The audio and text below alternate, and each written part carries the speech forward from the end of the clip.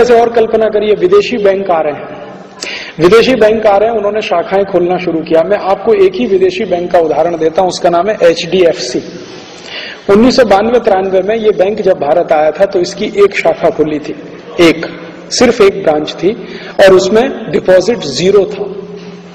एक ब्रांच थी, डिपॉजिट उसमें जीरो था। HDFC भारत आया था तब। आज HDFC को भारत में व्यापार करते हुए 10 साल हो गया है।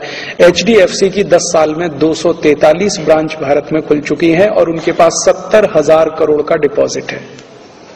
जीरो से शुरू किया था। 70,000 करोड़ का डिपॉजिट उन्होंने इस देश के लोगों से इकट्ठा कर लिया है। अगले साल से WTO की कंडीशंस आने के बाद HDFC को और खुला मार्केट मिलेगा और वो 1000 शाखाएं बनाएंगे और हो सकता है 2-3 लाख करोड़ का डिपॉजिट करेंगे। और इतना डिपॉजिट करके किसी दिन वो घोटाला करके भाग जाएं तो भारत का फाइनेंस मिनिस्टर भी कुछ नहीं कर सकता। और ऐसा हुआ है इस देश में। आपको मालूम है 93-94 में सिटी बैंक स्कैम हुआ था अमेरिका का। सिटी बैंक स्कैम जो हर्षद मेहता ने ऑपरेट किया था पूरे भारत में, वो सिटी बैंक स्कैम था। हर्षद मेहता स्कैम के नाम से चला पूरे देश में। स्कैम सिटी बैंक ने किया था। हर्षद मेहता तो सिटी बैंक का पपेट था, मोहरा था। सिटी बैंक उसको चलाता था, हर्षद मेहता वही चलता था।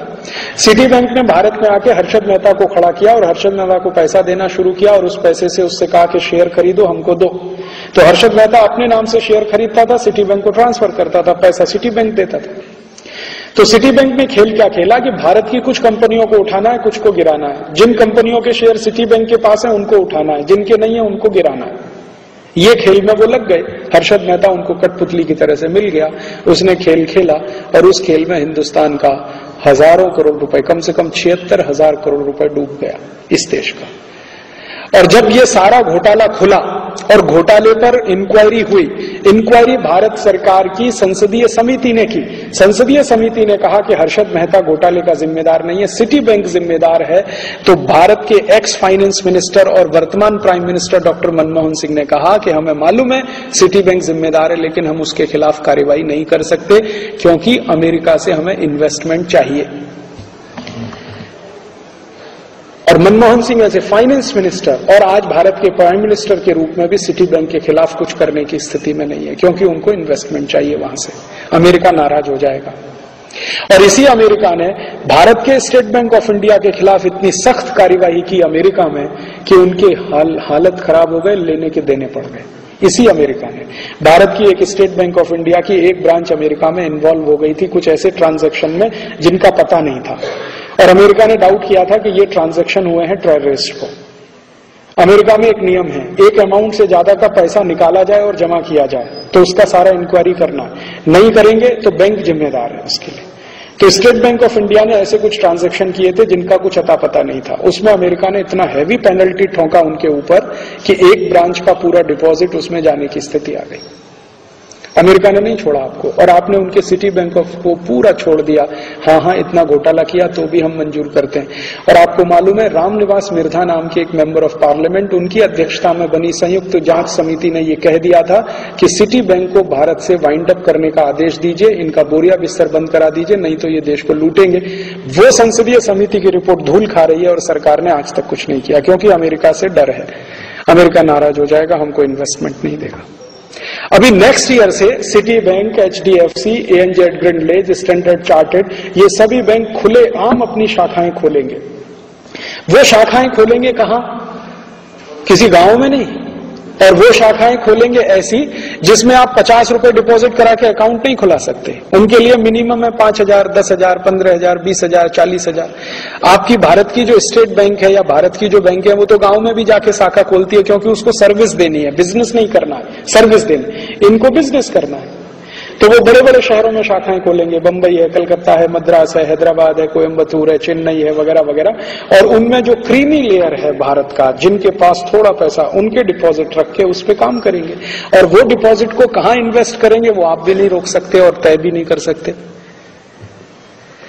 तो आपके देश की खून पसीने की कमाई, पूंजी, जो डोमेस्टिक सेविंग्स है, वो विदेशियों के हाथ में आप दे देंगे। इसी तरह से बीमा के क्षेत्र में वो आएंगे, इसी तरह से हर क्षेत्र में वो घुस जाएंगे। और इस तरह से घुस के वो क्या कर सकते हैं भारत का एक उदाहरण देके मैं मेरा व्याख्यान खत्म करता हूं। क्या कर सकते हैं? अभी देखिए, भारत में सेवा के क्षेत्र में, खेती के क्षेत्र में और एजुकेशन आदि आदि में विदेशी कंपनी ज्यादा नहीं आए हैं। अगले साल से आना शुरू होंगे।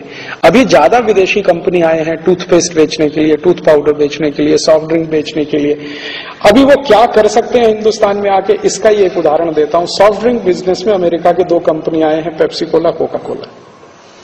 दोनों मार्केट में 14 साल से जहर बेच रहे हैं, ये सिद्ध हो गया।